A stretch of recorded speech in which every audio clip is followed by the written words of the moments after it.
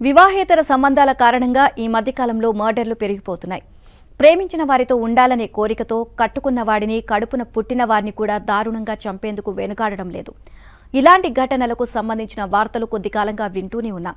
అయితే ఓ వ్యక్తి తన భార్య అదృశ్యం, ఆ తర్వాత మర్డర్ కేసులో ఇరుక్కొని జైలు పాలయ్యాడు.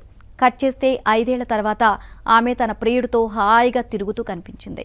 కర్ణాటకలో జరిగిన ఈ సంఘటన ప్రస్తుతం చర్చనీయాంశమవుతుంది. అన్యాయంగా అతన్ని జైలు పాలు చేశారు అంటూ నెటిజన్లు కామెంట్లు చేస్తున్నారు. కుశాల నగర తాలూకా బసవనహళ్లికి చెందిన సురేష్ మల్లిగేకు కొన్నాళ్ల క్రితం పెళ్లయింది. వీరిది పేద కుటుంబమే. కూలి పనులు చేసుకుని జీవిస్తున్నారు. 2 పిల్లలు కూడా ఉన్నారు. ఒకరోజు ఉన్నట్టుండి ఆమె అదృశ్యమైంది. ఆమె ఓ వ్యక్తితో అక్రమ సంబంధం పెట్టుకుందని, అందుకే వెళ్లిపోయిందని భర్త చెప్పాడు.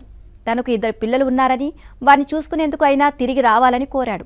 ఆమె ఏమాత్రం పట్టించుకోలేదు. ప్రియుడే కావాలి అంటూ అతని వెంట వెళ్ళింది. చివరకు సురేష్ 2021లో పోలీసులను ఆశ్రయించాడు. తన భార్య కనిపించడం లేదని పోలీసులకు ఇచ్చిన కంప్లైంట్లో పేర్కొన్నాడు. అతని ఫిర్యాదుతో పోలీసులు ఆమె కోసం వెతకడం మొదలుపెట్టారు. సరిగ్గా 1 ఏడాది తర్వాత పోలీసులకు ఒక గుర్తు తెలియని మహిళ అస్థిపంజరం కనిపించింది. ఆనవాళ్లను బట్టి అది మల్లిగేగా భావించారు. ఆమె భర్తకు, తల్లిదండ్రులకు సమాచారం ఇచ్చారు. ఇక వారు వచ్చి అక్కడున్న ఆనవాళ్లను బట్టి మల్లిగేనే అని తల్లి చెప్పింది. ఇక అస్థిపంజరాలను తీసుకువెళ్లి అంతిమ సంస్కారాలను నిర్వహించారు.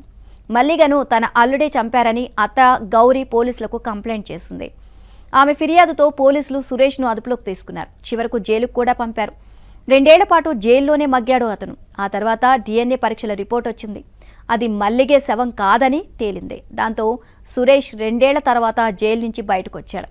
అప్పటి నుంచి పిల్లల్ని చూసుకుంటూ జీవనం కొనసాగిస్తున్నాడు. అనుకోకుండా ఏప్రిల్ 1వ తేదీన అనుకోని సిచ్యువేషన్ ఎదురైంది. తన భార్య మల్లిగే తన ప్రియుడితో కలిసి ఉందని, మడికేరిలోని ఒక హోటల్లో కనిపించింది అని అతని స్నేహితులు చెప్పారు. తాము కళ్లారా చూశామని ఫోటోలు కూడా పంపించారు. అంతే. సురేష్ వాటిని పట్టుకొని మరోసారి పోలీస్ స్టేషన్కు వెళ్లాడు. వారు కూడా వేగంగా దర్యాప్తు చేయడంతో మల్లిగే ఆమె ప్రియుడిని పట్టుకున్నారు. ఆమెను అరెస్ట్ చేసి పోలీసులు కోర్టులో హాజరుపరిచారు. ఆ తర్వాత మైసూర్ జైలుకు తరలించారు.